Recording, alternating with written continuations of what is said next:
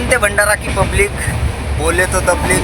सकाळचे वाजत आहेत 52:15 आणि आम्ही आता झोपून उठलो. तर आजच्या ब्लॉगची सुरुवात होत आहे ट्रेनमधूनच. तर जवळपास भावांनो आपल्याला सायंकाळचे 4 ते 5 वाजणार आहेत प्रयागराजला पोहोचलं. तर भावांनो आता रोहित भाऊचा म्हणणं झाला का आपण फ्रेश होऊन घेऊ, बढिया ब्रश वगैरे करून घेऊ. म्हणून आता आम्ही करत आहोत ब्रश वगैरे करून झाल्यावर काहीतरी खाऊ बढिया. तर भावांनो आता आम्ही सकाळचा नाश्ता म्हणजे सुरुवात केली. चिवड्यासोबत कांदा.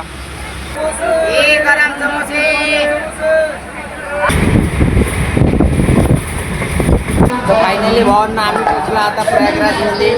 पाहू शकता तुम्ही म्हणजे रात्रीचे 9:30 वाजे बसला आणि आता दुपारचे म्हणजे 3:45 वाजले आहेत. तर बिलकुल म्हणजे 19 घंट्याचा आपला प्रवास झाला. फुल रिलॅक्स ट्रेनमध्ये फार माणसाची बसून लागून गेली भाऊ.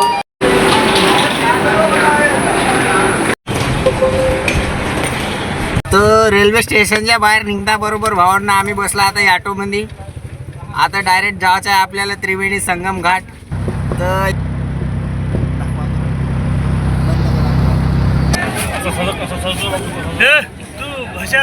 तर भावांनो आता ऑटोमध्ये उतरल्याबरोबर आम्ही बसलो आता बोटमध्ये.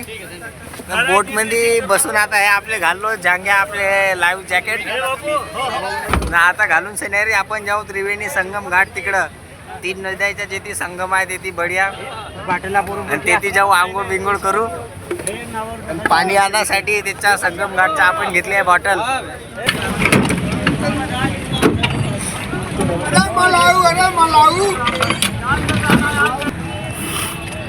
देखिए बाबू जी, इधर में नहाओ धोगे वहाँ प्लेटफार्म बनाए जाते हैं, 9 लोग गोताखोर बनाते हैं.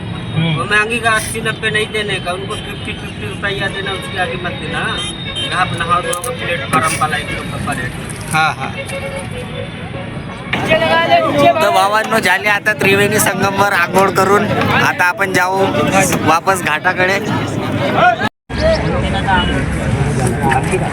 त्या धर रे. तर भावांनो आता आम्ही आला महर्षी भारद्वाज आश्रम येथे.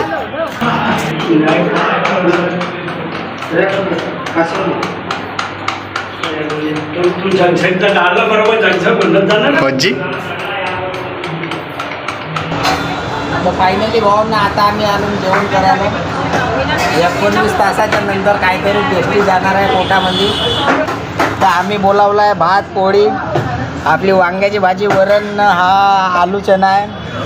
इकडं आपले पब्लिक बसले आहे जेवण करत. इकडे मी बसलो आपल्या मामाजी सोबत.